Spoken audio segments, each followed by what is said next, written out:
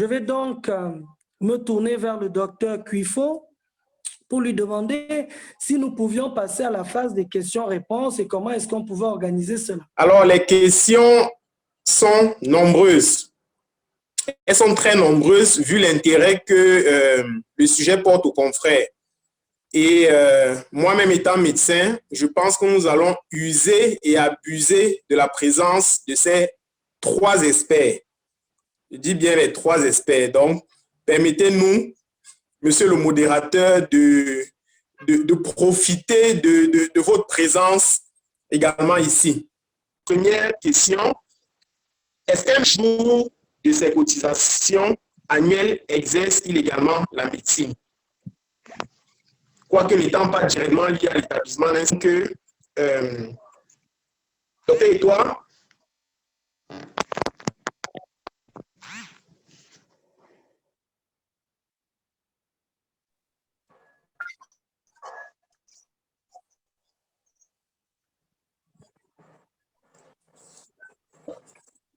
Oui, docteur Etoa.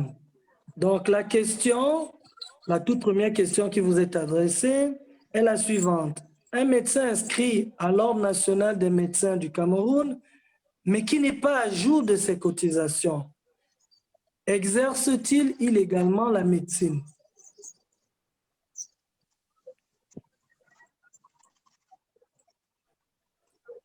Je peux d'ores et déjà, avant que le docteur Etoa ne rajoute des éléments, parce que je pense qu'il a quelques soucis avec son micro. Absolument. Bon, parfait, il est revenu. Absolument. Merci, docteur. Donc, ce que je disais, c'était qu'il y a 2 notions. Il y a la notion d'inscription à l'ordre et il y a la notion d'exercice de la médecine. Le docteur Etoa a toujours des problèmes avec son micro. Il faut qu'il clique en fait. Il faut qu'il clique sur le micro. Lorsque le micro a le trait rouge, ça veut dire qu'il est désactivé. Donc, vous cliquez simplement dessus, le trait rouge va disparaître, le micro devient activé. OK, donc c'est tout. C'est bon? Oui, c'est correct. C'est bon? Parfait. Merci, docteur Talon. OK, donc je disais, docteur Éric Semer, merci pour l'intérêt de la question. En fait, il faut savoir, comme le docteur Éric Semer disait, qu'il soulève là deux notions qui sont totalement différentes et qui ne sont pas liées. Le fait d'être inscrit à l'Ordre national des médecins, c'est avoir le quitus d'exercer la profession médicale, la profession de médecin dans le territoire. D'accord?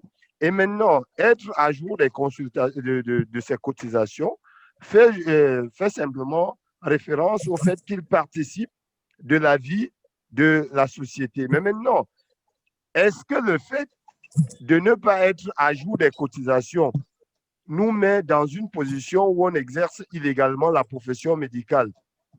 Je prendrai 2 exemples pour illustrer cela. Le premier exemple, c'est qu'on peut être à jour de ses consultations et on peut ne pas être à jour de ses consultations et exercer dans le cadre qui a été défini. Allô? Vous me suivez? Ok, je pense que... On vous suit très bien, docteur. Voilà. Très bien. Ok. Je disais donc que 2 choses vont... je vais illustrer cela par 2 exemples. Le premier exemple, c'est qu'on peut être inscrit à l'ordre des médecins et ne pas être à jour de ses cotisations. Mais maintenant, si nous exerçons notre art dans le cadre qui a été prévu à cet effet, il faut savoir que quand on est inscrit à l'ordre des médecins, on nous confère l'autorisation d'exercice. Si c'est pour la clientèle privée, c'est dans un établissement précis. Ou alors, si c'est dans le cadre de l'administration, c'est dans un établissement hospitalier précis et connu. C'est-à-dire que je suis à l'hôpital général, je n'exerce pas à l'hôpital gynéco si je n'ai pas un contrat. Donc, si je commets une bêtise là-bas et que je ne suis l'État qui m'emploie, c'est que je suis à l'hôpital général et je vais commettre une bêtise, que ce soit au quartier ou à l'hôpital de la Cité des Palmiers à Gynéco, alors à ce moment-là, oui, je peux être poursuivi pour exercice illégal de la profession médicale parce que ce n'est pas mon territoire de compétence. Mais maintenant, on peut être à jour des cotisations, on peut être inscrit à l'ordre des médecins et être à jour de ses cotisations et se retrouver en train d'exercer la médecine dans sa chambre. Alors que cette chambre n'est pas le cadre conventionnel pour la pratique de la profession médicale, oui, à ce moment, on exerce également, on fait également l'exercice illégal de la profession médicale. Donc, ces deux entités qui ne sont pas liées. Être à jour des cotisations, c'est une chose, mais être inscrit à l'ordre, c'est aussi une chose, parce que c'est l'ordre qui donne le kit à tout praticien d'exercer. Je pense que j'ai apporté quelques éléments de réponse à cette question. Donc, je vous remets la parole, monsieur le modérateur. Merci, docteur Etoa, pour cette réponse qui a eu le mérite d'être très détaillée. Donc, pour le médecin qui a posé la question, non.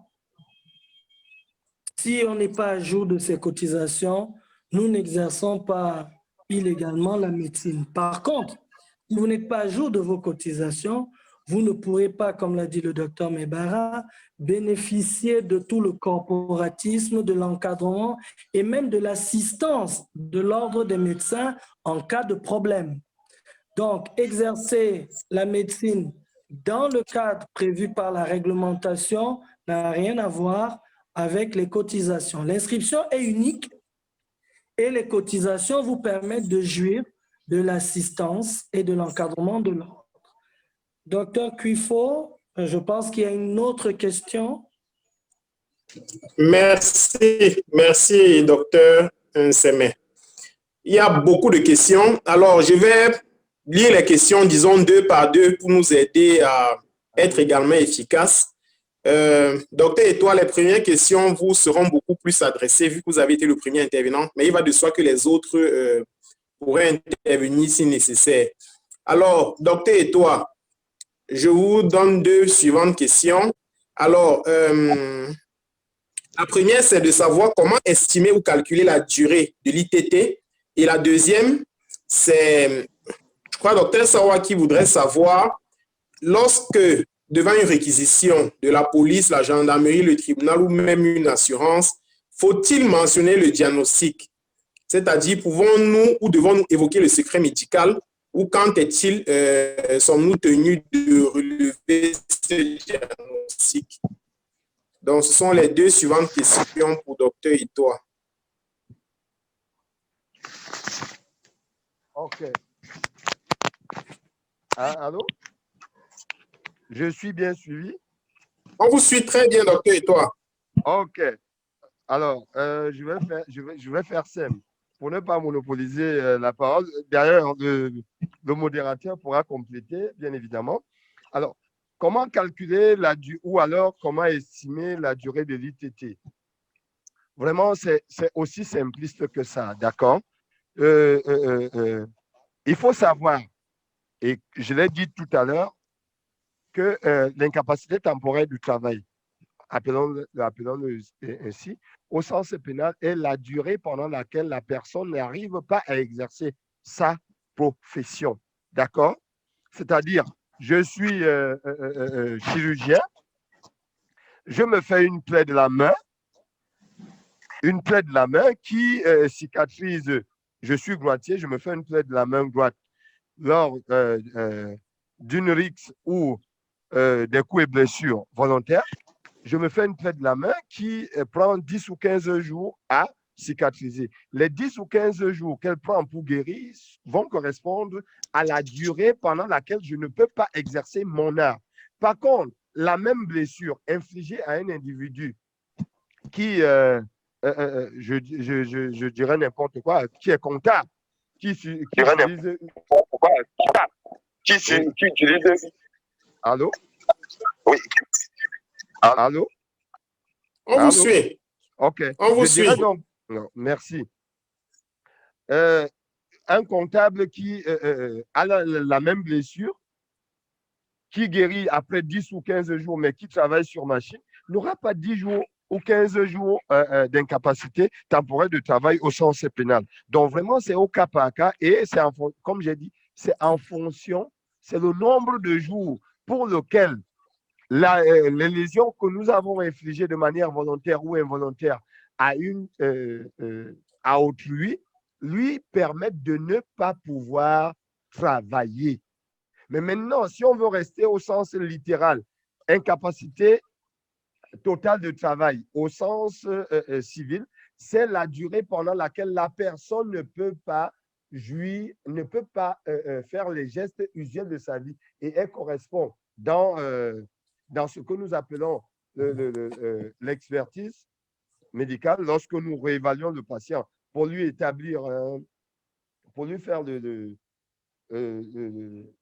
document d'expertise ou alors de réparation, nous comptabilisons beaucoup plus les jours d'hospitalisation. C'est-à-dire que pour la même lésion, si le patient a été hospitalisé, je dis n'importe quoi, vous avez quelqu'un qui a été victime d'un accident et qui a eu une fracture du membre supérieur ou du membre inférieur, qui reste à l'hôpital sur 4 ou 5 jours et qui en ressort et qui commence à sortir, qui commence à marcher sous déambulateur, il ne pourra pas avoir 5 jours d'incapacité. Il aura 5 jours d'incapacité parce que c'est la période pendant laquelle il est resté à l'hôpital. Mais maintenant, on va cumuler à 16 jours d'incapacité totale de travail les périodes pendant lesquelles, n'est-ce pas, il va déambuler, qu'on va appeler incapacité temporaire partielle.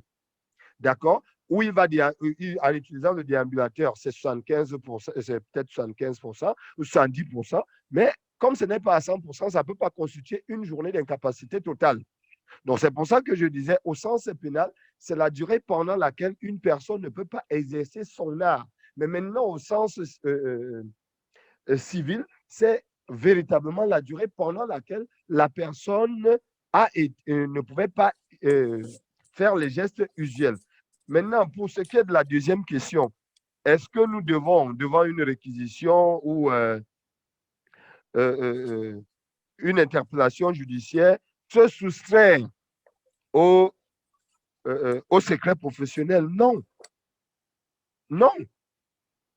Nous sommes liés par le secret professionnel jusqu'à preuve de contraire. La preuve, c'est que lorsque nous faisons un certificat de décès, qu'est-ce que nous mentionnons? C'est le type de décès. Mais c'est le type de décès, ce n'est pas, je ne vais pas dire, je certifie avoir reçu le corps sans vie de monsieur X qui serait décédé pour hématome. Non, je vais dire, par exemple, une mort violente. Je vais dire une mort naturelle. Je vais dire une mort suspecte. Je vais dire une mort subite. Voilà le type d'éléments que nous renvoyons dans le certificat médical. Mais maintenant, le certificat, on peut être appelé à lever le certificat médical lorsque, en justice, le concerné ou alors le juge, les parties l'imposent de lever le secret professionnel. Donc, voilà les quelques éléments de réponse que je pouvais apporter à ces deux questionnements. Je pense que Dr. Eric Semé, qui est là, pourra en dire davantage et mettre Esther Ngom. Je vous remercie. Merci, docteur Etoile. Merci beaucoup, docteur Etoile. Merci, docteur Kufo. Je vois Maître Ngom qui veut intervenir. Alors, je veux juste dire, je ne reviens pas sur le calcul de la durée de l'ITT. Le docteur Etoile a bien expliqué. Maintenant, je crois savoir, Maître Ngom, qu'en cas de réquisition de l'OPJ, nous sommes dans un cadre dérogatoire où le secret professionnel n'a plus sa place. Donc, peut-être que vous pourriez nous éclairer dessus.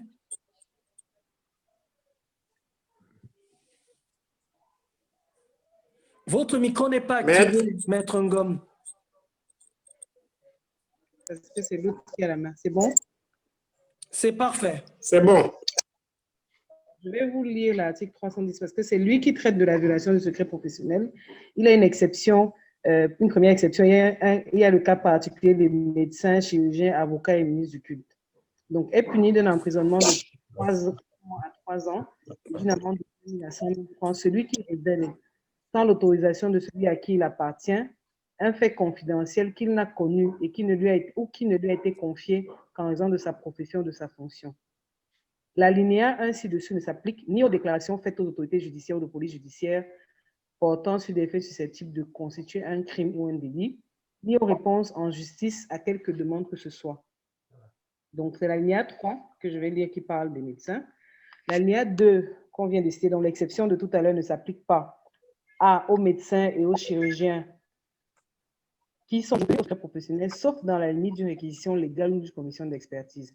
Ça veut dire que ce n'est pas simplement l'OPJ, l'officier de police judiciaire, qui peut demander qu'on lève le secret professionnel. Il faut une réquisition légale. Ça veut dire qu'il faut une ordonnance du juge d'instruction pour que le médecin lève le secret professionnel.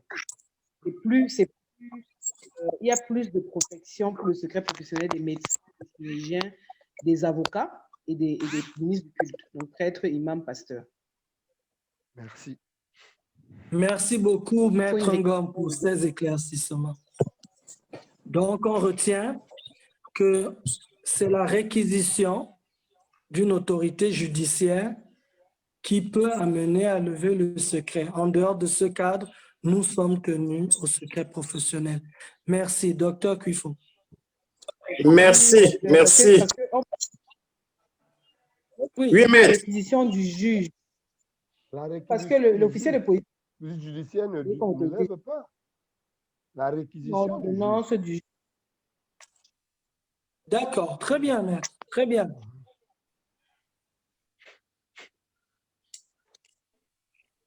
Docteur Merci. Cuiffon. Merci. Je pense que vraiment les confrères se réjouissent de vos réponses. Il y en a toujours. Alors, le certificat médico-légal est-il payant? Si oui, y a-t-il une tarification en fonction du nombre de jours? Et le médecin est-il obligé de délivrer ce certificat? Secondairement,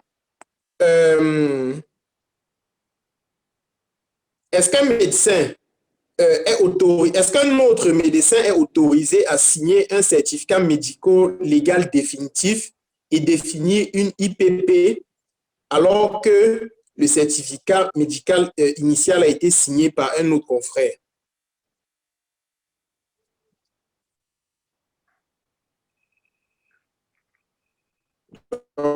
Et toi? Oui, je me sens encore Ces interpellé. questions, Oh oui, justement, je me sens encore interpellé. Alors, vous le serez beaucoup pendant un moment. il n'y a pas de souci. Nous sommes là pour répondre aux questionnements des confrères qui sont très souvent embêtés par les problèmes liés au certificat médical. Alors, maintenant, concernant la première chose, je vais revenir.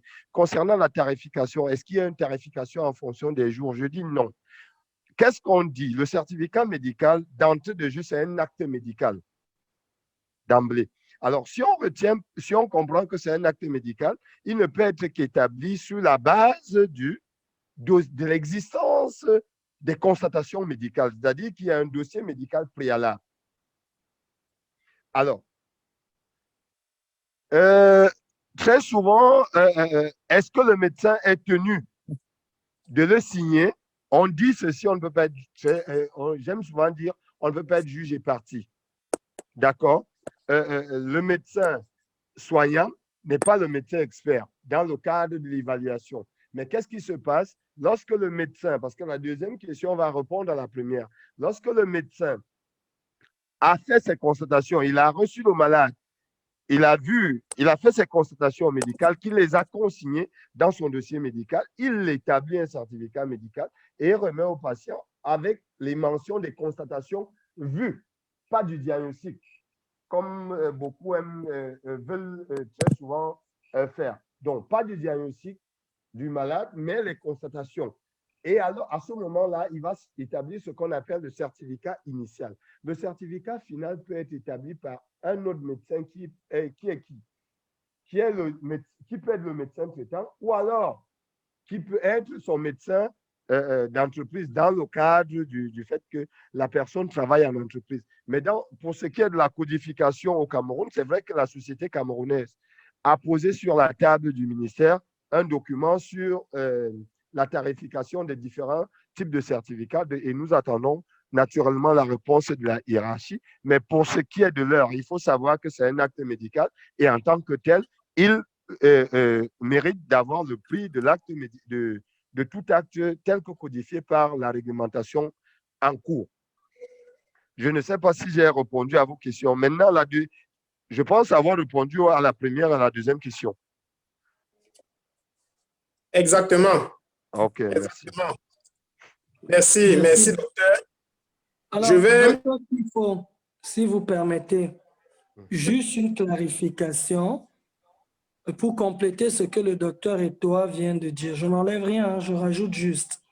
Concernant le coût du certificat médical, il faut savoir que 2 éléments rentrent en compte suivant l'objectif du certificat. Lorsque nous sommes en privé, la personne, la victime, peut avoir besoin d'un certificat d'arrêt de travail, par exemple, ou de constatation. Ce certificat qui est établi sur un papier libre n'est soumis qu'à la consultation médicale du collègue. Le coût variera suivant qu'on sera en présence d'un généraliste ou d'un spécialiste.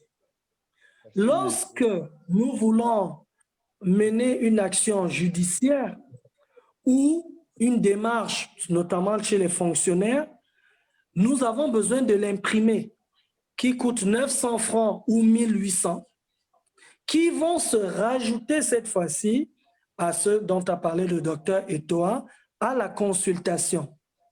Donc, le certificat médical, c'est 2 choses. Le coût de l'imprimer, si on en prend un, et le coût de la consultation.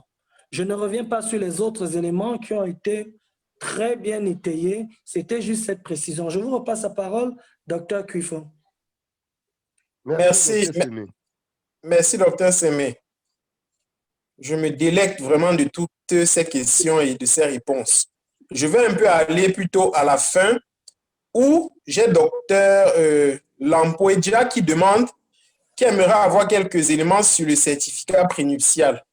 Il demande si ce certificat est délivré au futur couple ou à la future épouse, excusez-moi, et au futur époux séparément. Il se pose la question de savoir, est-il délivré au couple ou bien à chacun séparément? OK, je pense que dans l'exposé, on l'avait dit. On a dit qu'il y avait des exceptions faites pour la remise, la délivrance du certificat médical à un tiers. Ce n'est que dans les cas psychiatriques, pour la mise sous tutelle, la curatelle ou la sauvegarde de justice, ou alors pour le cas des pensions pour les veuves, ou alors dans le cas des tuteurs légales pour les mineurs. Maintenant, quand vous recevez un couple, le certificat prénuptial est remis de manière indépendante à chacun, sauf si les deux veulent avoir leur certificat en présence. Vous comprenez un peu? Donc, il n'est pas question que monsieur Etoa vienne faire ses examens pour le mariage prénuptial et vous prenez son certificat, vous remettez à la future madame Etoa ou alors ou vice-versa. Donc, vous recevez le monsieur Etoa qui vient pour le certificat prénuptial au vu des examens qu'il a passés et que vous avez les résultats, vous lui délivrez son certificat en main propre. Ça ne souffre d'aucune contestation. Maintenant, quitte à lui de divulguer à son partenaire ou alors de le prendre en présence de son partenaire, je pense que c'est aussi simple que ça. Nous l'avons dit lors de l'exposé. Merci. Allô? Merci, docteur Etoa. Merci pour la précision qu'il faut de cette réponse. Oui, maître, on vous écoute. Du docteur, je vais relire encore une fois l'article sur la violation du secret professionnel. On vient comme punit celui qui révèle sans l'autorisation de celui à qui il appartient un fait confidentiel qu'il n'a connu ou qui ne lui a été confié qu'en faisant de sa profession, sa fonction. Ça veut dire que pour qu'on délivre à l'autre conjoint, il faut qu'on ait l'autorisation du conjoint. Donc, en tant que médecin, si vous recevez les deux, vous devrez mettre les résultats dans des enveloppes séparées et remettre à chacun son enveloppe. Ce qu'ils font après, de ce qui est dans l'enveloppe, ça ne vous concerne plus. Ce n'est plus de votre responsabilité. Il vaut mieux délivrer dans les enveloppes séparées et remettre à chacun son enveloppe, quitte à ce qu'ils ouvrent en présence ou pas. Merci. Voilà. Merci, maître.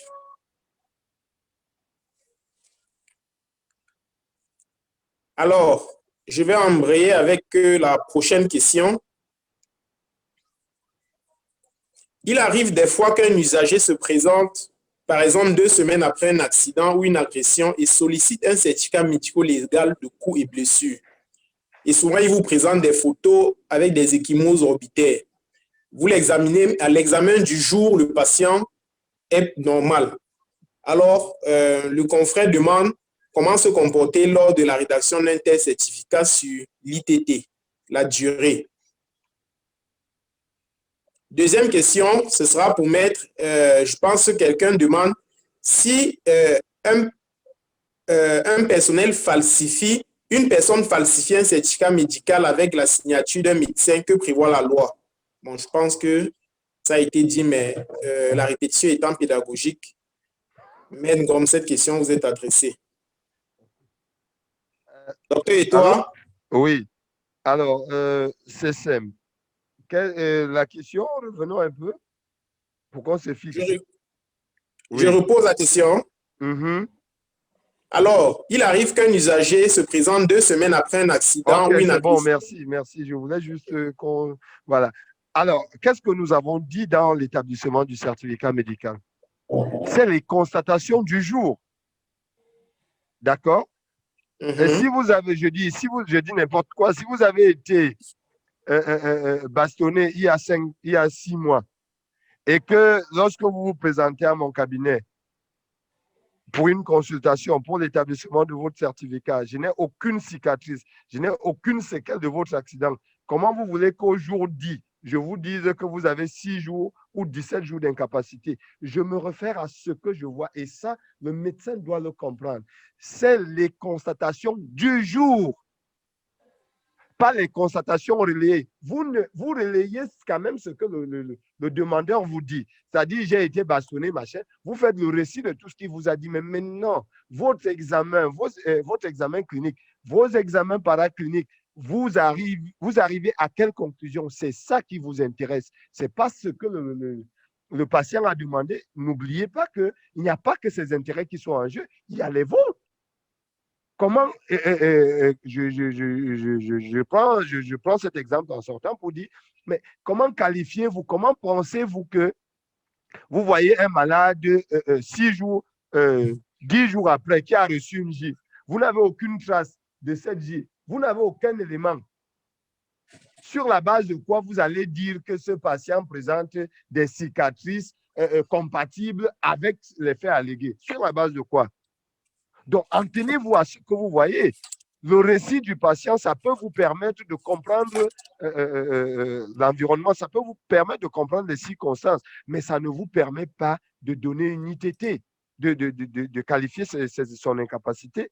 Son incapacité, j'ai dit, elle doit être mesurée, objective en fonction de ce que vous, médecin, vous avez objectivé, même pas en fonction de ce que votre collègue vous a dit. Je dis n'importe quoi. Un médecin, docteur Cuifoé à l'hôpital général, il me dit, voilà mon petit frère, vraiment je l'ai reçu il y a 3 jours et je pense qu'il devait mériter une incapacité de 10 jours. Je vois le même monsieur qui est devant moi 3 jours plus tard, en bonne et due forme. Sur la base de quoi je vais mettre une incapacité de 10 jours alors que ce monsieur ne mérite même pas une incapacité d'1 jour. Donc, restons fermes. Restons objectifs, restons mesurés dans ce que nous faisons. Nous ne faisons que rappeler, il y a beaucoup de responsabilités dans la rédaction du certificat médical. Il n'est pas question de se livrer à des légèretés qui, lorsque des actions seront engagées contre nous, qu'elles soient directes ou récursoires, qu'on commence à appeler le bon Dieu en disant que pourquoi les autres font et nous, on ne fait pas. Le médecin doit se conformer à ce qu'il a vu, pas ce qu'il a entendu, pas ce qu'on lui a dit, mais ce qu'il a vu. C'est ça qui soutient. Et c'est pour ça que la signature est manuscrite et datée du jour de l'examen. Merci, docteur. Et toi? La Merci, réponse était docteur. très ferme. Donc, docteur Ngom, vous avez la parole pour le deuxième volet, la deuxième question. Juste pour ajouter par rapport à la première question, on peut faire un certificat médical quelques jours après les faits, mais pourvu que au moment où vous examinez la personne, il y a encore des traces. Donc, vous allez dire ce que vous voyez le jour J. Donc, on peut avoir un œil au beurre noir, il est plus gros le jour où on a été bastonné, il est moins visible 3 jours après. Le médecin doit juste constater ce qu'il voit le jour où il examine. S'il y a encore des traces de la violence, il examine et il dit ce qu'il voit au moment M. Parce que c'est l'affirmation d'un fait dont il a connaissance, comme le docteur a dit tout à l'heure. Sinon, il peut voir sa responsabilité engagée. Maintenant, sur la question de savoir, je veux être sûr que je ne me suis pas trompée, hein. Si quelqu'un d'autre falsifie un certificat médical qui a été dressé par un médecin, c'est ça la question? C'est bien ça? Exactement, maître. La personne qui falsifie le certificat médical dressé par le médecin peut engager des poursuites contre cette personne ou le procureur sur dénonciation du médecin pour diverses infractions. Ça peut être les infractions de l'article 315 sur la contrefaçon d'un certificat. Si cette personne contrefait la signature ou un autre élément, elle peut être poursuivie sur la base de l'article 315 qui est intitulé contrefaçon de certificat. Elle peut être poursuivie sur la base de l'article 219, usurpation d'un titre, qui punit de 3 mois à 2 ans et d'une amende de 5 000 à 2 millions une personne qui fait usage sans droit d'un titre attaché à une profession légalement réglementée. Et la profession de médecin est légalement réglementée puisqu'il y a un ordre. Donc, le médecin qui a connaissance de ce qu'on a usurpé son identité en modifiant un certificat médical qu'il a délivré peut saisir la justice sur la base de l'article 315, cette contrefaçon de certificat, et aussi sur la base de l'article 219, éventuellement usurpation de titre. Et là, ça permet de dégager sa propre responsabilité parce que la responsabilité pénale, elle est personnelle. C'est on punit quand on a commis soi-même intentionnellement l'acte. On peut même pas aller en prison pour le fait d'un de ses enfants, sauf dans certaines conditions. Merci, maître. Docteur Nkeme, Marilyn aimerait savoir, s'il vous plaît, c'est dans une situation à laquelle tous les médecins sont confrontés. Le patient qui se présente devant vous, qui vous demande un certificat médical à introduire dans son dossier parce qu'il veut être réaffecté de l'extrême nord au centre, c'est un exemple, mais c'est des situations vraiment très fréquentes. Alors, la consoeur demande, est-ce que c'est une procédure légale? Et dans un tel cas de figure, comment devons-nous nous comporter devant cet usager? Donc, qui a besoin d'un certificat parce qu'il veut être réaffecté. Deux autres questions pour Maître Ngom. D'abord, une question qui vient de moi. J'aimerais savoir, Maître, est-ce que la forme officielle des certificats médicaux que nous avons, c'est-à-dire ceux que nous achetons et qui sont rédigés, on va dire, de façon officielle, pas par le médecin, est-ce que ces formes sont meilleures et nous donnent moins de possibilités d'être attaqués? Parce que vous avez parlé dans votre intervention en disant que parfois, c'est d'abord le certificat qu'on va attaquer dans sa forme et tout le reste. Donc, je me demande, est-ce que les certificats qui sont vendus aux usagers sont ceux qui sont d'abord les plus garants d'être le moins attaqués? Deuxièmement, une autre question, c'est de savoir, est-ce qu'on peut porter plainte à un médecin qui refuse d'établir un certificat médico-légal? Merci. OK. Allô? Oui, docteur, et toi, nous vous écoutons très bien. Maintenant, je vais essayer d'apporter quelques éléments de réponse sur la préoccupation du docteur Kémé et éventuellement embrayer sur la dernière question qui est celle de savoir est-ce qu'on peut poursuivre un médecin pour un refus d'établir un certificat médical. À une condition possible, oui, on peut.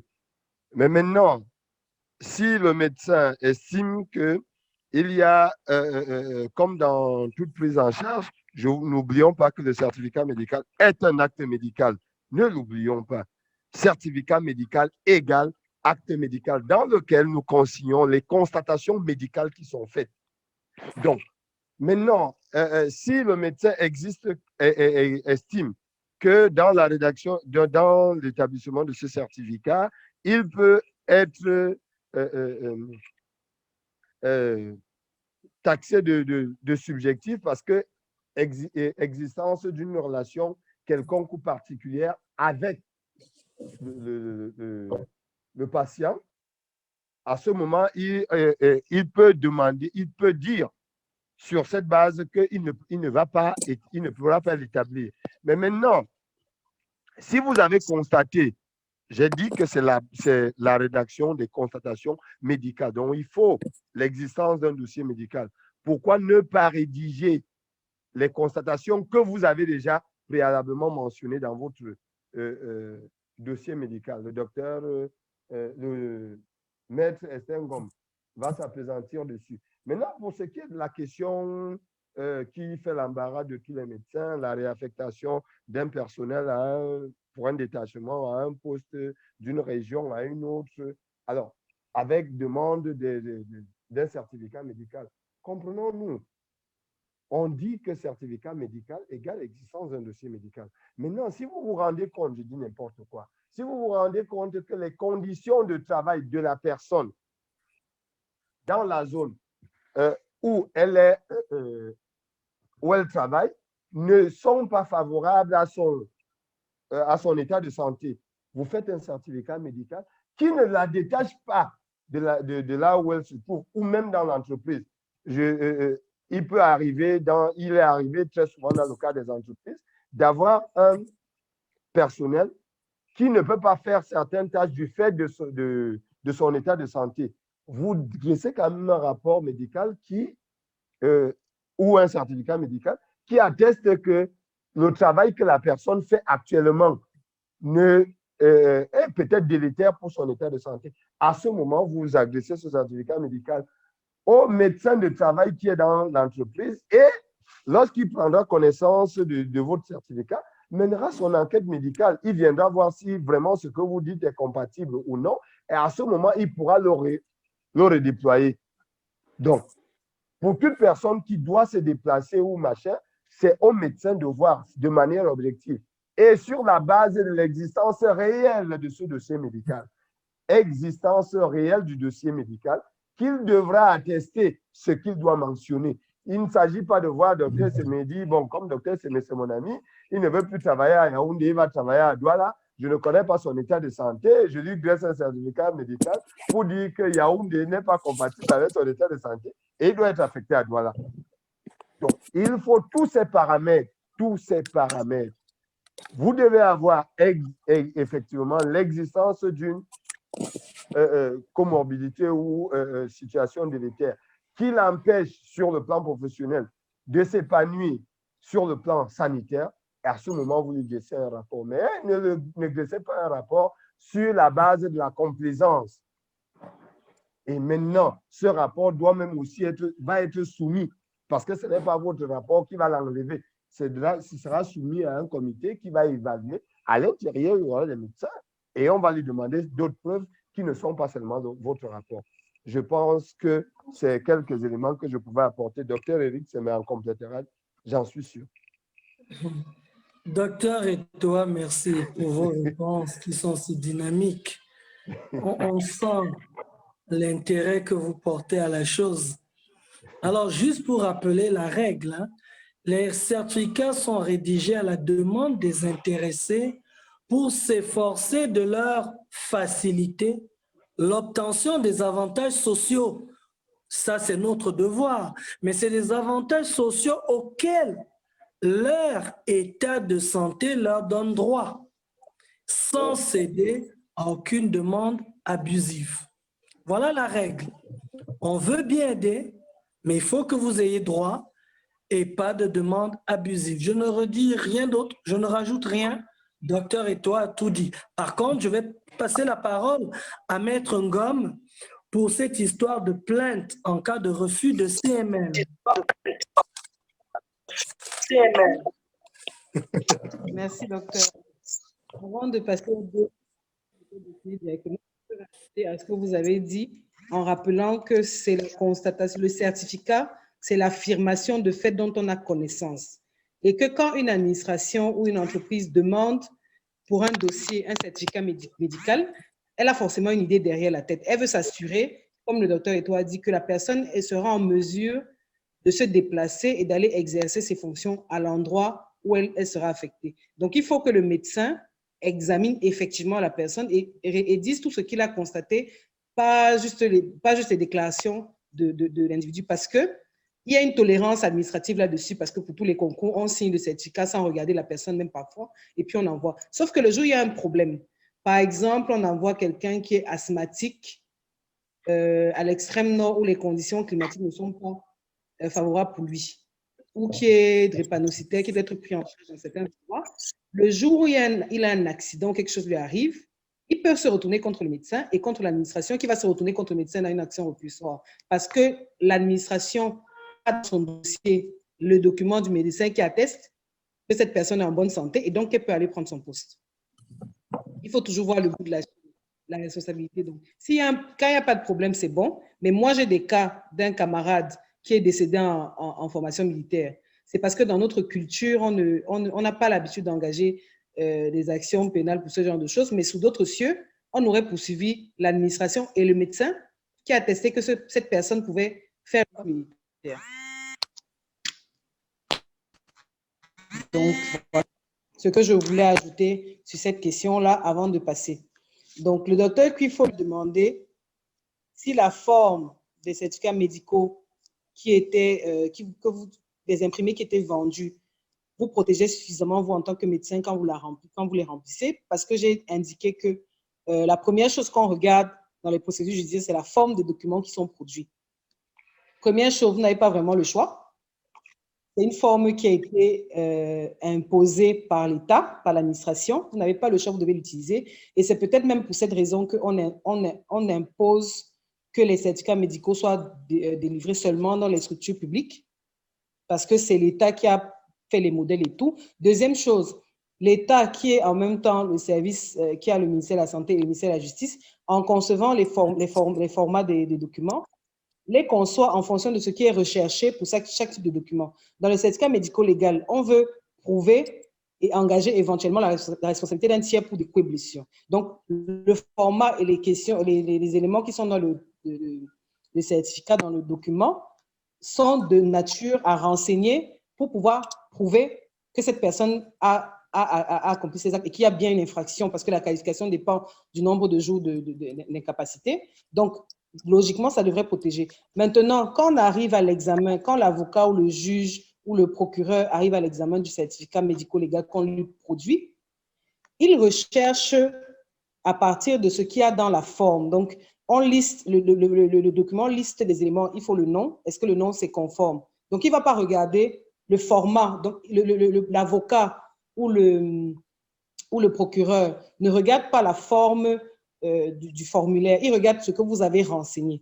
Donc, il s'assure premièrement que le format, c'est bien le format qui est légal, qui est imposé. Donc, la première chose, ce sera que si vous utilisez un autre formulaire que celui qui est légal, là, ça va bloquer tout de suite avant qu'on ne regarde même le contenu. Et s'il s'est rassuré que c'est bien le format des certificats médico-légaux qui est autorisé, il regarde maintenant, est-ce que le nom est conforme, est-ce que c'est bien le nom de la personne? Moi, je m'appelle Esther Noura. Si on met juste Esther, ce n'est pas moi. Après, il faudra un certificat d'identité. On regarde l'âge, est-ce que ça correspond? On regarde tous les éléments en détail pour chercher la faille. Donc, le fait que ce soit une forme qui est imposée vous couvre parce que ce n'est pas vous qui décidez la forme. Tant que vous utilisez cette forme-là qui a été imposée et que vous renseignez comme il faut, vous êtes couvert. Mais si vous prenez un autre formulaire, un autre imprimé qui n'est pas celui qui est prévu, là, il y a un problème. Vous n'êtes pas couvert parce que ce n'est pas l'imprimé prévu. Donc, j'espère avoir répondu à cette question comme il faut. Et je vais passer à la question sur le fait de déposer plainte pour le refus de délivrance de certificat médico-légal. Alors, il faut voir les choses au cas par cas. En principe, quand on est sollicité dans l'exercice de ses fonctions pour passer un acte qui ressort de ses fonctions, on a l'obligation de le faire. Il y a même une infraction dans le code pénal qui s'appelle refus d'un service dû. C'est l'article 148. On punit d'un emprisonnement de 3 mois à 2 ans le fonctionnaire, le notaire, le commissaire, priseur, l'huissier ou l'agent d'exécution qui, étant légalement requis d'accomplir un devoir de sa fonction, s'en abstient. Donc, il y a bien une peine de prison pour ça, pour les fonctionnaires qui sont requis pour accomplir un devoir de leur fonction et qui ne le font pas. Maintenant, si le médecin refuse de délivrer le certificat médico-légal parce que pour lui, il y a une fraude ou un autre élément de ce genre, on ne peut pas le condamner pour ça. Donc, une fois qu'il sera, quand on poursuit, ça ne veut pas dire qu'on va condamner. Quand on poursuit, vous avez des moyens de défense que vous pouvez invoquer en commençant par la forme de la procédure. On fait tomber les procédures, parfois ça arrive au fond. Et donc, le médecin qui est poursuivi pour cette raison, s'il a refusé de délivrer le certificat médical parce qu'il avait des motifs légitimes comme l'absence de signes physiques, on parlait tout à l'heure du jour de la constatation, l'absence de signes physiques de lésions visibles sur la personne à examiner ou un autre motif légitime, on ne pourra pas le condamner, la procédure va tomber parce qu'il avait une raison légitime de ne pas remplir sa fonction. Mais si tous les éléments étaient là et qu'il fallait qu'il donne le certificat médical, là, il peut être condamné parce qu'il a refusé de délivrer un service qui était dû. Donc, j'espère que c'est un peu plus clair. Merci, Maître Ngom. Je pense que Docteur Etoa veut rajouter quelque chose. Oui, docteur, je voulais juste dire que Maître Ngom a parlé de tolérance administrative sur le remplissage des certificats qui sont délivrés parfois sans voir la personne. Je vais dire non, ce n'est pas une forme de tolérance administrative. C'est juste un état de légèreté des praticiens. Pour la simple et unique raison que comment est-ce qu'elle libellait le certificat médical? À l'entendre, vous voyez, je sous-signais docteur Intel, où vous marquez votre nom, en fait, votre adresse complète. Et vous certifiez avoir reçu et examiné. Je certifie avoir reçu et examiné. Mais alors, est-ce que vous examinez quelqu'un que vous ne voyez pas? Comment vous examinez quelqu'un dont vous n'avez même pas connaissance, qui se trouve à des milliers de kilomètres de vous et dont le parent ou un tiers vous dit il se porte comme ça? Donc, ce n'est pas une tolérance, c'est une légèreté. Et le jour où les Camerounais vont prendre conscience de cela en portant des plaintes légitimes sur le fait d'avoir dit qu'un médecin a signé un certificat d'aptitude à un patient qui ne l'a pas vu. Imaginez-vous que vous signez un certificat d'aptitude à un infirme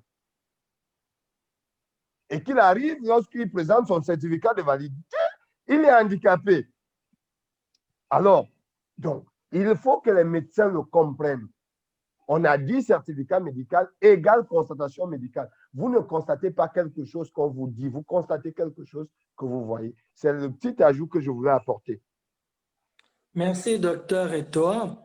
Donc, vous me permettrez moi aussi de rajouter un peu de sel à cette magnifique sauce. En revenant juste piquer Maître Ngom, au niveau de l'article 148, je précise, Maître Ngom, sans me tromper, j'espère, que l'article 148 fait état d'une réquisition et que, en pratique, un médecin n'est pas requis par son patient. Voilà. Donc, il n'y a pas de plainte au refus de CML qui est un patient. Pourquoi? Nous pouvons nous estimer incompétents. Nous pouvons estimer que la demande n'obéit pas à des critères éthiques, ou nous pouvons estimer simplement que le cadre dans lequel cela a été posé ou bien demandé ne nous sied pas. On a, rappelez-vous, je ne vais pas vous le demander, mais le code de déontologie prévoit que le médecin a le droit de choisir. Sauf en cas d'urgence, on choisit ses patients. Donc, c'est un motif, si c'est même d'une autorité judiciaire, oui, mais d'un patient, si ce n'est pas une urgence, non. Je vous donne un exemple simple. Si vous voulez une consultation médico-légale que je fais dans les règles de l'art et que vous ne pouvez pas payer, je préfère que vous alliez chez un collègue. Et il n'y aura pas de plainte. Alors là, c'était juste pour vous titiller, hein? C'était pour détendre l'atmosphère. Concernant les Docteur certificats, Semé, docteur Je, Semé. Docteur Semé, un instant, avant de passer, je je voudrais voudrais également. Oui, Maître Esther, permettez une seconde. Avant de passer, je voudrais également dire que, nonobstant tout ce que docteur Semé vient d'ajouter, il peut s'ajouter des éléments de subjectivité. Je prends un exemple. Le signataire du certificat médical est le parent. oui. Il est médecin et il est le parent, donc c'est un certificat médical qui risque d'être dénué de toute son objectivité et par conséquent, le médecin ne doit même pas le signer. Donc, je voulais juste rajouter à tout ce que le grand frère venait de dire.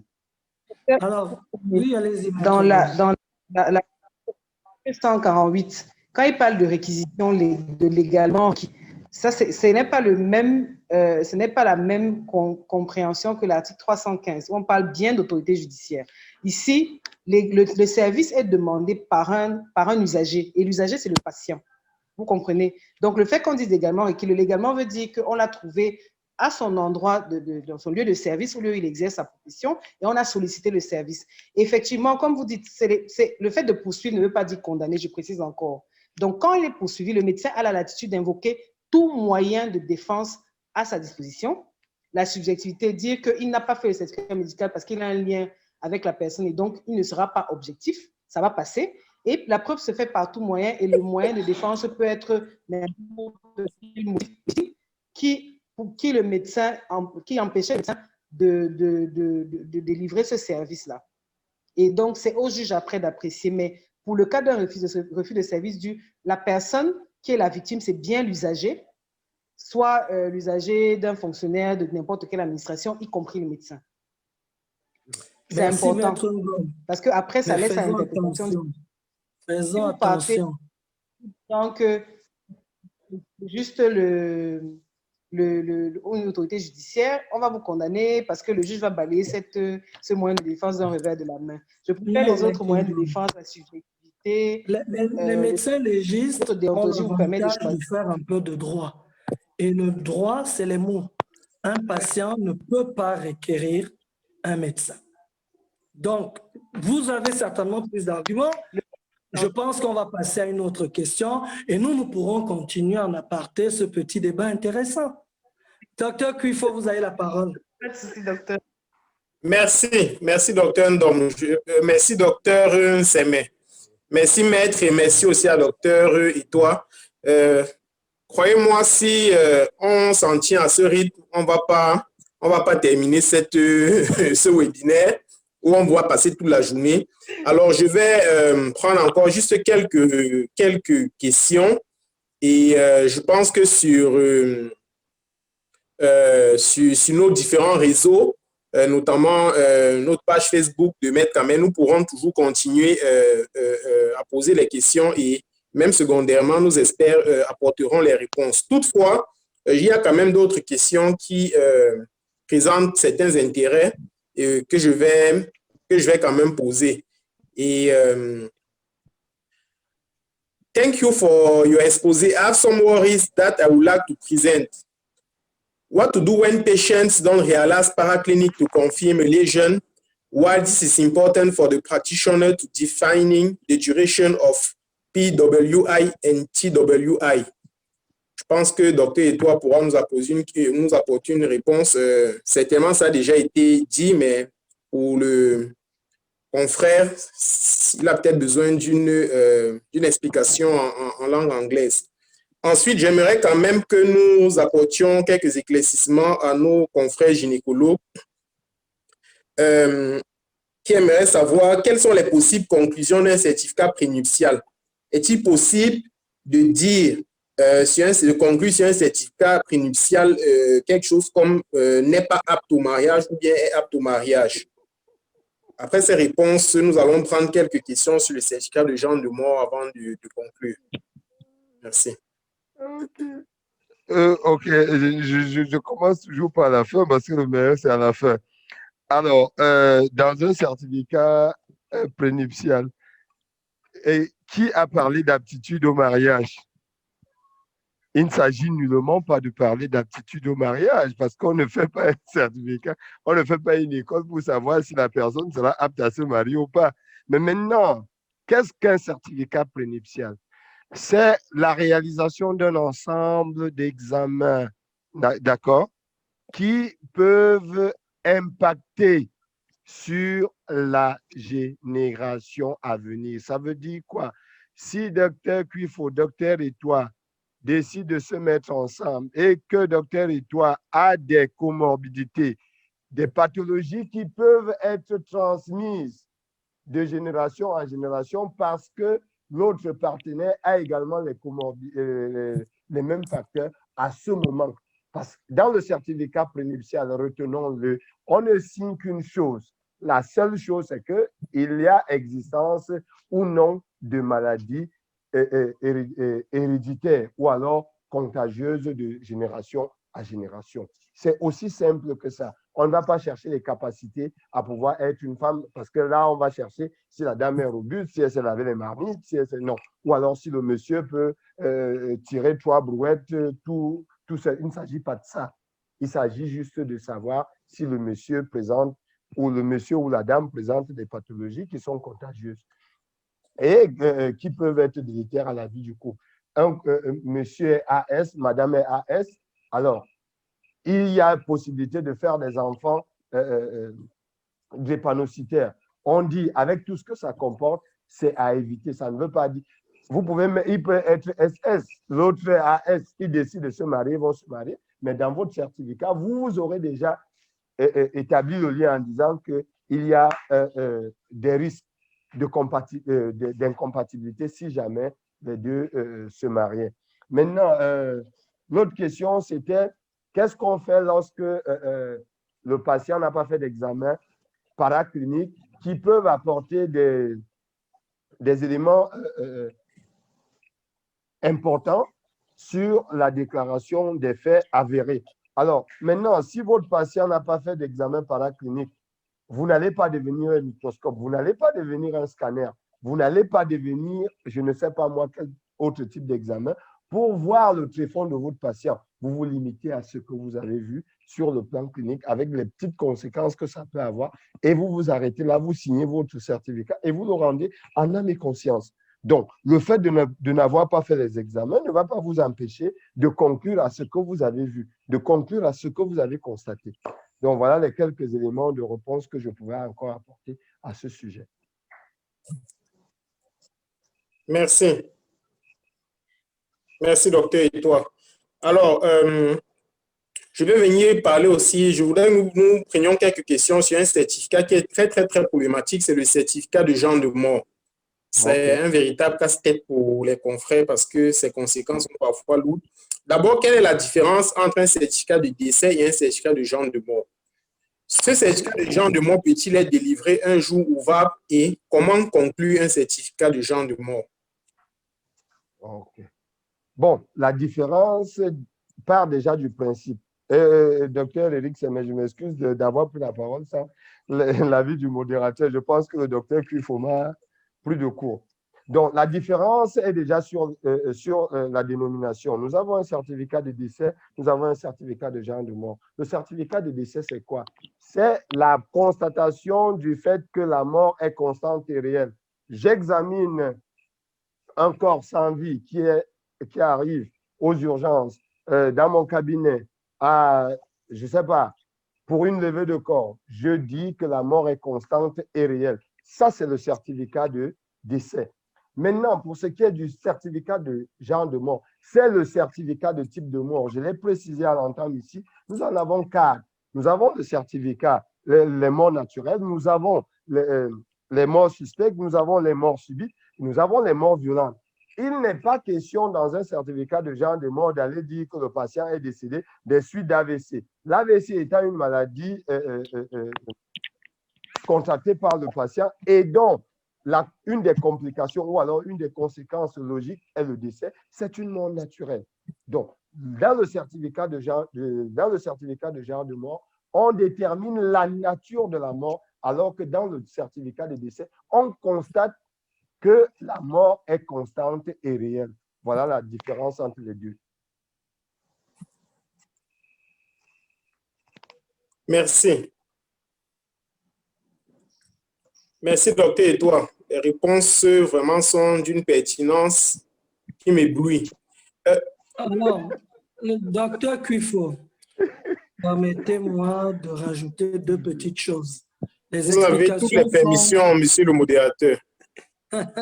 Alors, je ne reviens pas sur ce qu'a dit le docteur et toi. Ça a été très bien résumé, ça a été très bien dit.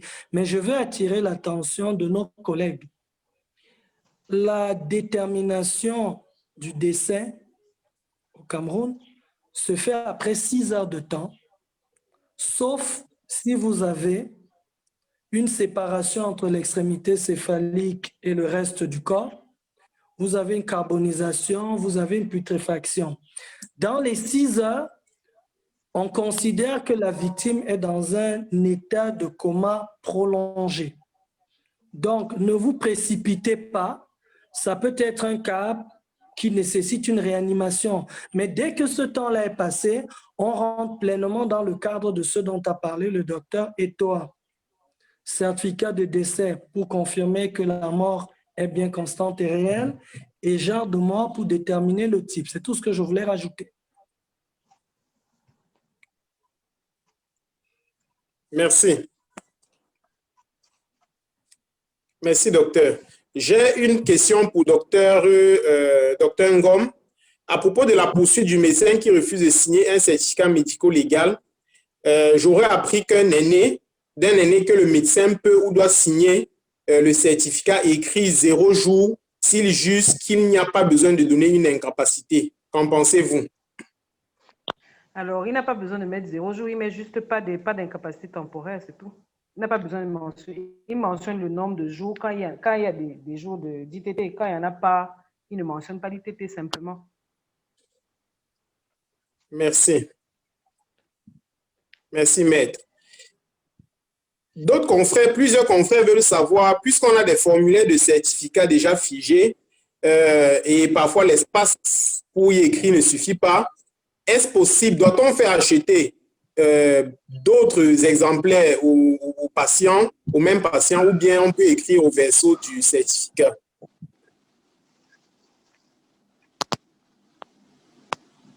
C'est à moi que la question est posée. Bon, le confrère n'a pas mentionné à qui indiquer la question, mais je pense qu'elle est libre. Les imprimés, les certificats ont des numéros, si vous avez remarqué. Ça veut dire que si vous prenez un deuxième formulaire, il y aura un autre numéro alors que c'est la même prestation. Donc, il vaut mieux utiliser le verso et continuer la constatation à ce niveau-là. Et si le verso ne suffit pas, prendre une feuille libre qu'on va annexer, agrafer au certificat en indiquant à la fin de la première page que la suite est au verso. Et si le verso ne suffit pas, indiquer en bas du verso qu'on prend une feuille libre pour continuer et toujours s'assurer que tous sont agrafés et reportés sur la feuille libre le numéro du certificat médical au-dessus les mentions du nom du médecin et la signature. Pour être sûr que c'est maintenant. Le deuxième certificat sera un autre certificat. Merci, Maître Ngom. Mais au risque de ne pas comprendre, le docteur Etoa, pour les collègues, a été assez clair. Tout ce qui a écrit ne fait pas de lignes.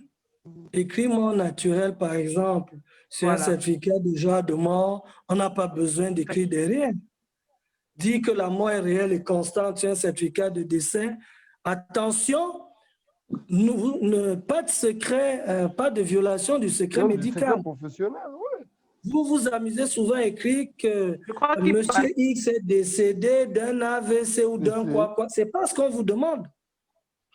On veut savoir dans le certificat de genre de mort s'il s'agit d'une mort naturelle. Donc, je vous rejoins, on n'a pas besoin d'un deuxième formulaire. Peut-être que docteur Mbara veut ajouter quelque chose. Non. Le grand frère a tout dit. Mais si je peux me permettre, je pense que les confrères parlent beaucoup plus des certificats médicaux et médico-légaux. De coups et blessures. OK. Voilà, c'est les certificats qui demandent les détails de l'examen. Alors, docteur Cuifo, vous me permettrez en une minute de vous expliquer quelque chose. Le Cameroun est peut-être le seul pays au monde où on fait payer des imprimés pour certificats médicaux et médico-légaux. Et vous devez savoir qu'à l'origine, ça ne vient pas des médecins, mais d'un ministre des Finances dont je tairai les noms, qui a voulu taxer la profession médicale. Donc, ça n'obéit pas à un principe médical, mais à une recherche pécuniaire. Donc, quand vous avez votre certificat médico-légal, qui s'appelle ailleurs certificat de constatation ou certificat de coûts et blessures, et sous d'autres cieux, certificat médical initial, il y a 3 composantes. Il y a la composante financière de 900 ou de 1800 qui intéresse l'État. C'est pourquoi on vous demande de remplir sur cet imprimé. Vous avez la composante judiciaire qui est en fait l'ITT que vous allez remplir. C'est ce qu'on veut. Ce n'est pas ce que vous allez écrire, c'est ce qu'on veut. Et vous avez la composante médicale avec l'identification et les constatations. Vous comprendrez donc que vous ne pouvez pas faire tenir toutes les constatations médicales sur cet imprimé. Vous devez avoir un carnet ou alors une consultation réalisée ailleurs que vous pouvez annexer à l'imprimé. C'est ce qui est de toute façon recommandé. Vous ne mettez sur l'imprimé que le résumé, sinon il n'y aura pas assez de place. Voilà. Bien résumé. Il faut donner le nom du ministre des Finances. Non, maître Ngom, vous le connaissez. Non, je peux blaguer. Effectivement, ça, ce sont des raisons. Maintenant, c'est à vous, à l'ordre, je pense que c'est une aberration, mais c'est à vous, à l'ordre, de faire du lobbying pour que ça s'arrête. On le dit suffisamment. Mais est-ce que vous savez suffisamment. Vous savez combien rapportent les certificats, les imprimés, combien ça rapporte à une structure hospitalière? Si vous prenez donc, en fait, le CMA, non, si vous prenez un CMA de fréquentation bassement moyenne, c'est en général 1 million de francs. Moi, ministre des Finances, je ne l'enlèverai pas. Vous comprenez que c'est compliqué, cette affaire. Donc, le mieux, remplissez vos certificats et adjoignez votre examen ou votre carnet de consultation. C'est le conseil que je pense, Dr Mebara, vous et moi-même pouvons donner aux confrères. Et qui mettent les lésions principales parce que c'est le certificat médical qui tient juridiquement pour que les infractions, les lésions les plus importantes soient sur les certificats médicaux. Au cas où pendant la procédure, l'avocat en face dise que non, on n'a pas tenu compte du carnet, parce qu'il n'est pas dans, c'est pas le certificat médical. Donc, ils mettent les lésions les plus graves, les plus importantes sur le certificat même et le reste dans le carnet. Au cas où, dans les débats, parce que tout dépend de l'appréciation du juge ou dans les débats, l'avocat réussit à faire exclure le carnet. Parce que c'est le certificat qui est l'attestation. Oui, maître Esther, moi, dans ce cas, je fais souvent simple. Hein, c'est-à-dire que je fais souvent simple. Ce que je fais, c'est que je fais les mêmes constatations, mais dans un format libre avec l'entête de la structure de la formation sanitaire. Et à ce moment, maintenant, dans le certificat, je mets juste les lésions essentielles, les conclusions essentielles pour faciliter la lecture. Mais je mets les deux. Je ne fais pas un carnet, mais je rédige sur un format libre où je mets ma signature manuscrite et j'annexe les deux. Merci, docteur Etoa. Merci, maître Ngom. Docteur Kuifo, je pense qu'après ce petit échange interpanéliste, nous pouvons vous remettre le micro. Merci. Merci. Je me réjouis de ce que les confrères se délectent de toutes ces interventions. Mais malheureusement, toute bonne chose devront se conclure. Nous allons amorcer la fin de ce webinaire avec quelques dernières questions. D'abord, nous sommes dans la période de la pandémie à COVID-19 qui a été sujette à beaucoup de tensions à l'hôpital. Et une conseil aimerait savoir s'il est légal de mentionner sur le certificat de se prononcer en disant que le décès n'est pas lié au à la COVID-19. Ça, c'est vraiment d'actualité. Une autre consoeur aimerait savoir, en dehors des certificats médico-légaux, excusez-moi, en dehors du certificat médico-légal et du certificat médical, dont il y a des formulaires déjà préétablis, est-ce que tous les autres formulaires peuvent être adressés, peuvent être rédigés aussi bien par une structure publique que par une structure privée? Et enfin, précisément pour Dr Nseme, après votre intervention sur la constatation de décès, Dr Ndom aimerait savoir si il est à dire qu'il faut attendre 6 heures pour déclarer un décès. Je pense que ces questions pourront nous aider à conclure cette présentation.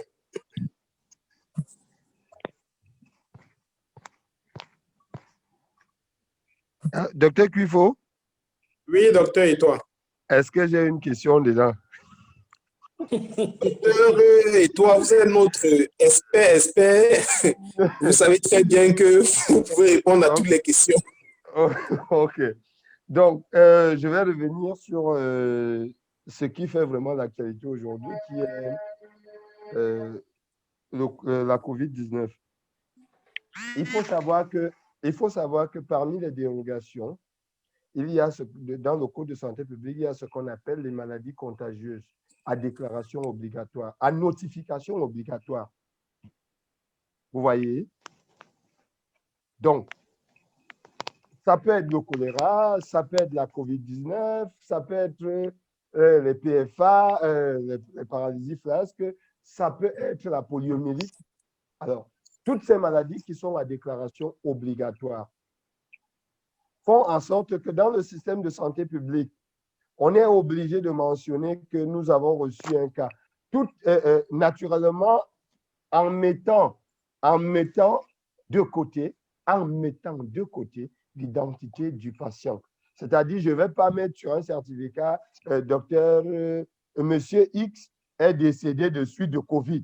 Non, c'est dans les notifications de santé publique. Mais maintenant, qu'est-ce qu'on va faire sur le certificat de genre de mort pour ce monsieur? On peut apporter la précision qui est toute simple. Il est décédé de suite de mort naturelle, avec maladie contagieuse. Ça permet de comprendre, parce que dans le cas des maladies contagieuses, le protocole de santé publique est totalement différent dans le protocole standard. Donc, c'est la précision que je voulais apporter. Vraiment, en contexte de santé publique, il faut respecter le Code de santé publique qui voudrait que les maladies contagieuses ou à propension pandémique ou endémique soient déclarées. Donc, lorsque vous avez une personne qui est décédée de suite de COVID, vous n'allez pas marquer décédé de suite de COVID, c'est une mort naturelle, mais le patient présent, vous pouvez également délivrer un certificat de contagiosité. Vous faites les deux de ce corps pour qu'il soit scellé et pour que la famille ne puisse pas le manipuler. Ça, c'est la petite préoccupation que je voulais apporter. Merci. Les autres panélistes vont... Mais maintenant, je vais me permettre de répondre pour embrayer à la question posée au docteur Sémé par rapport à Marie-Solange sur le délai de 6 heures.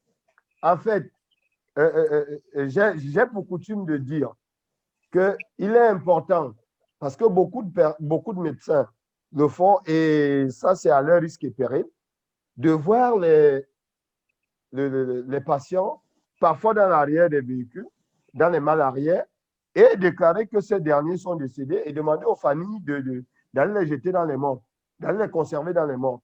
Non, il faut comprendre que même pour le défunt, la consultation de cette dépouille pour laquelle vous allez constater que la mort est constante et réelle chez elle, doit se faire suivant les règles de l'art. Et c'est en le mettant dans une salle et en l'observant sur un minimum de 3 à 6 heures que vous allez arriver, parce que 3 à 6 heures, c'est pour permettre à ce que les phénomènes cadavériques puissent être visibles sur ce malade. sur cette personne. Donc, lorsque vous commencez à observer les premiers phénomènes cadavériques, à ce moment-là, vous pouvez dire que la mort est constante et réelle. Si c'est au bout de 2 heures, au bout de 3 heures, vous pouvez l'écrire sur votre certificat de décès. Mais vraiment, vraiment, parce que quand nous le faisons, le cas de Kuma Tekel en est légion, nous savons tout ce qui s'est passé. Donc, il est important de sortir les malades de la malaria parce que je sais que c'est là où cette question repose. Sortons les malades des voitures, les patients qu'on nous amène pour constater le décès dans la voiture. Non, vous voyez le médecin arriver là avec sa grosse blouse et son gros stéthoscope qui vient examiner le malade et qui dit non, ce malade est décédé, conduisez-le à la mort. Non, il faut arrêter ce type de comportement. Sortons les malades, mettons-les dans une salle, examinons-les, observons l'apparition des premiers phénomènes cadavériques et arrivons à la conclusion que la mort est certaine et constante. C'est bon. Merci, docteur. Merci, docteur. Donc, pour rajouter à la question de Madame la Présidente, je vais dire 3 choses. La première, c'est que l'établissement d'un certificat est un acte médical, donc consultation. Établir un certificat de décès, ce n'est pas juste s'asseoir et écrire. D'abord, vous devez affirmer si la mort est réelle et constante, et il y a des règles. Vous devez prouver qu'il y a une absence de vie relationnelle, une absence de réponse aux stimuli nociceptifs, des signes d'atteinte du tronc cérébral, d'instabilité tensionnelle, amygdale bilatérale, et ça se manifeste comment à l'examen physique? Vous avez votre absence de pouls, de respiration, de pression artérielle, vous avez votre coma aréflexique atonique, mais je vous rappelle aussi que la règle, quand on dispose de moyens, c'est de faire 2 EEG plats de 20 minutes chacun, en l'absence d'hypothermie ou même d'hypnotique, et qu'il y a 30 minutes entre les 2 EEG. Donc, si vous vous dites, j'ai 2 EEG, chacun fait 20 minutes, et j'ai un délai de 30 minutes entre les deux, vous avez déjà une bonne heure. Entre-temps, vous avez examiné, vous avez essayé de réanimer, et vous tombez dans les signes cadavériques. Donc, le docteur Mebara a été très précis. C'est 3 à 6 heures. Mais si on ne veut pas se faire attaquer, le conseil que nous donnons, c'est de ne pas se précipiter. Ne donnez pas, n'affirmez pas un décès, même pour vous. C'est-à-dire du point de vue clinique, si quelqu'un, je reprends l'exemple, hein, on prend un patient dans le coffre d'une voiture et on affirme que la personne est décédée. La famille est en droit de se retourner vers l'hôpital pour non-assistance. Imaginez que cette personne se réveille après. C'est ça le problème. Il vaut donc mieux prendre le patient, le ramener en salle où on dira à la famille qu'on est en train de tenter la réanimation. Et lorsqu'on viendra donner le diagnostic du décès, tout le monde verra que la structure hospitalière a fait de son mieux. Vous serez dans le cadre légal, 3-6 heures, et du point de vue social, la famille aura vu que vous aurez fait de votre mieux. Je pense que c'est ce que je pouvais rajouter et je vais passer la parole à Maître Ngom, qui, je pense, a aussi été interpellé, sauf si le docteur Mebara veut rajouter quelque chose. Non, non, c'est bon.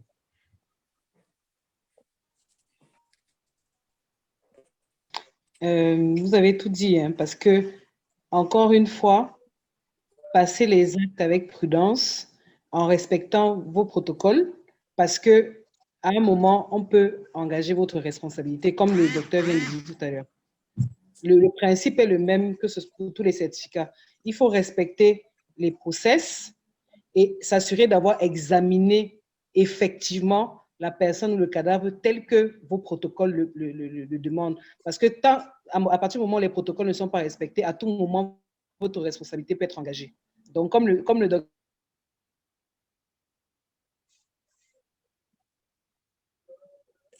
a dit, ne considérez plus de corps de volume d'exercice normal de cette prestation.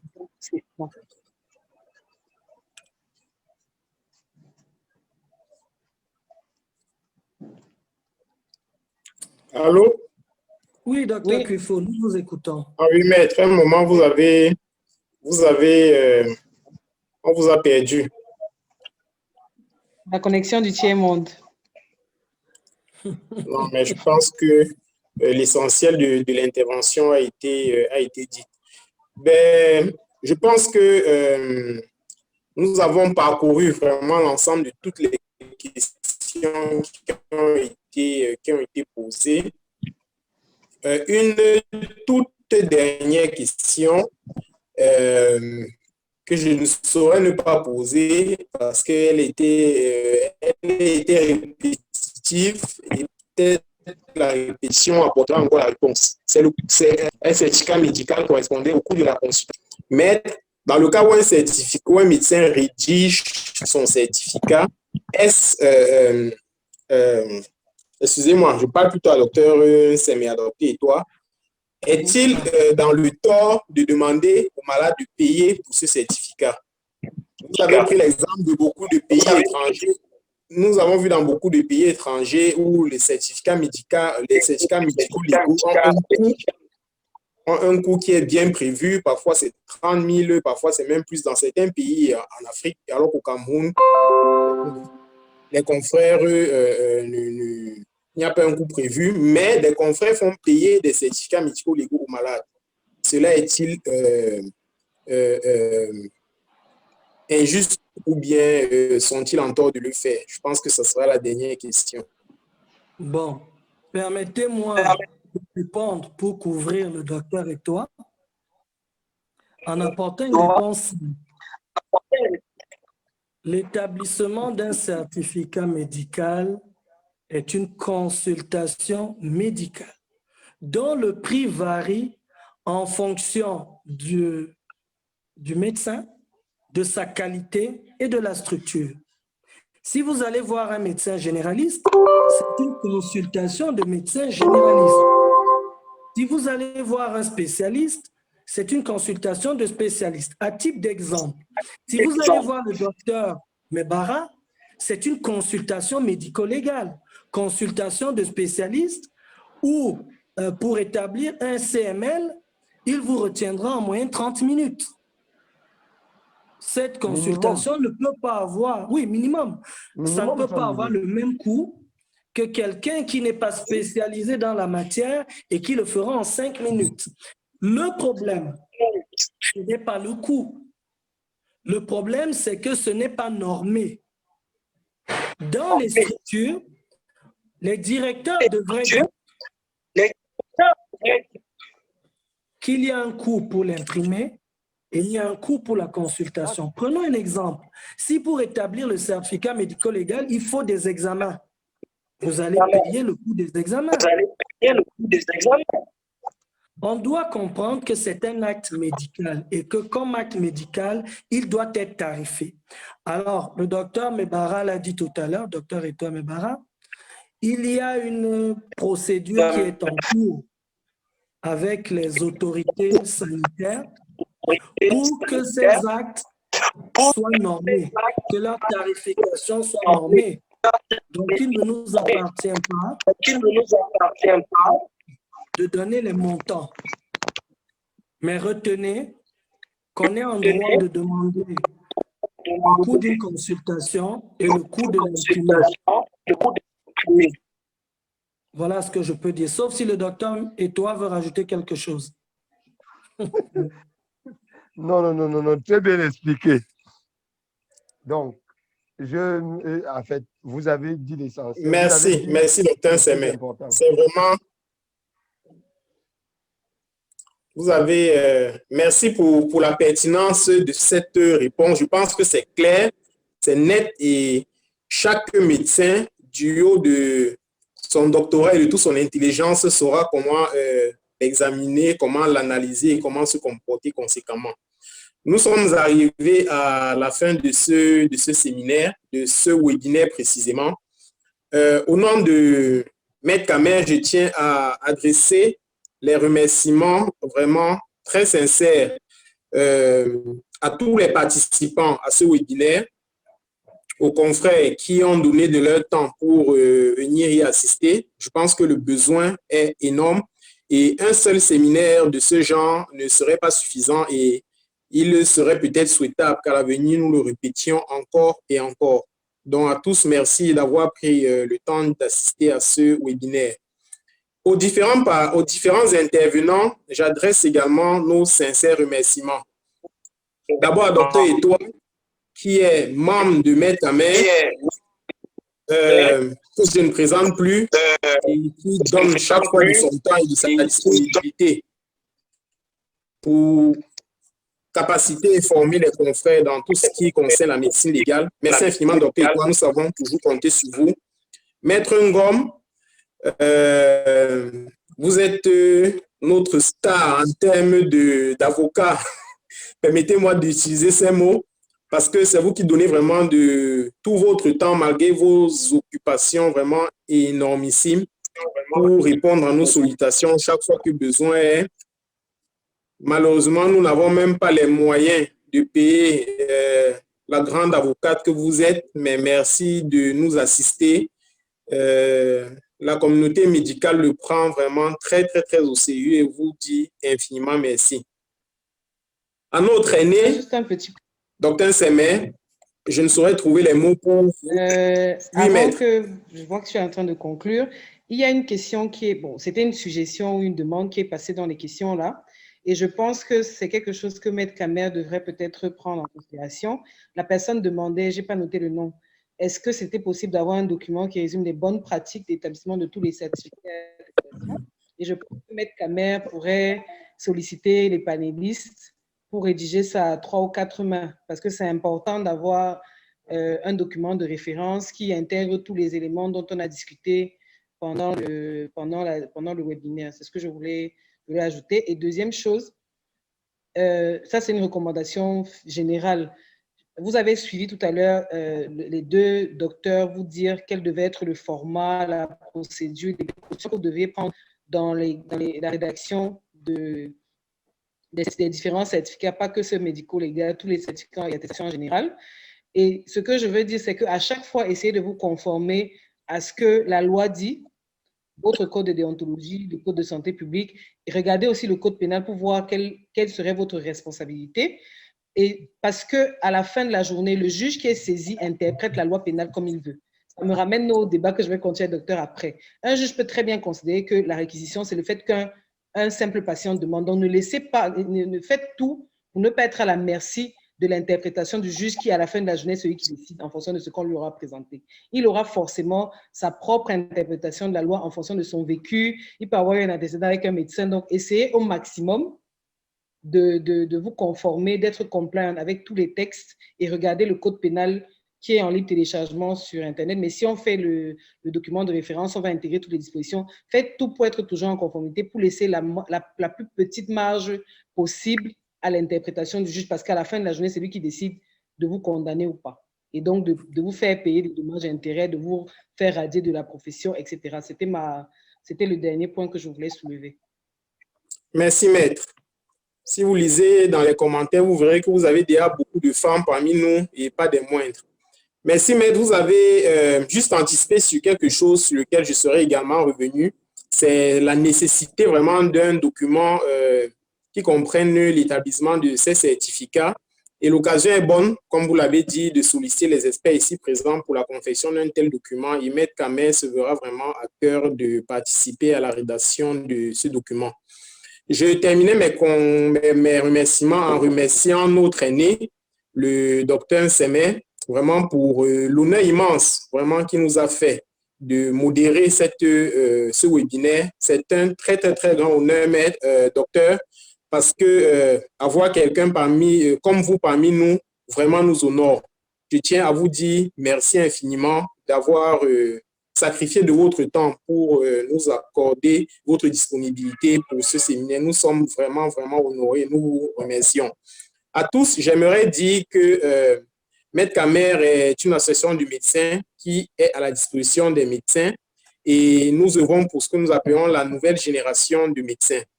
Et nous invitons tous les médecins à nous rejoindre afin d'aider les médecins à être ces leaders dans la société et ces leaders dans leur travail. Nous avons des activités que nous vous recommandons fortement, notamment la conférence interdisciplinaire et transversale de la santé qui est prévue du 17 au 19 mai 2021. C'est un événement majeur sur lequel nous communiquerons et sur lequel nous allons beaucoup attirer votre attention. L'assurance médicale lancée par Maître Kamer, à laquelle nous vous recommandons également de souscrire. Enfin, je dirais merci à notre support, à savoir Sanofi, les laboratoires Sanofi, que je ne présente plus et qui ont encore répondu présent lorsque nous les avons sollicités pour être des supports techniques de ce webinaire. Vraiment, recevez nos remerciements. Vous avez toujours été présents lorsque nous vous avons sollicité et les médecins sont toujours très sensibles à cette disponibilité. La CISA arrivant, nous vous solliciterons encore et nous savons pouvoir compter sur vous. Donc, à tous et à chacun, je redis les remerciements de Maître Kamer. Cette réunion va donc prendre fin. Merci à tous.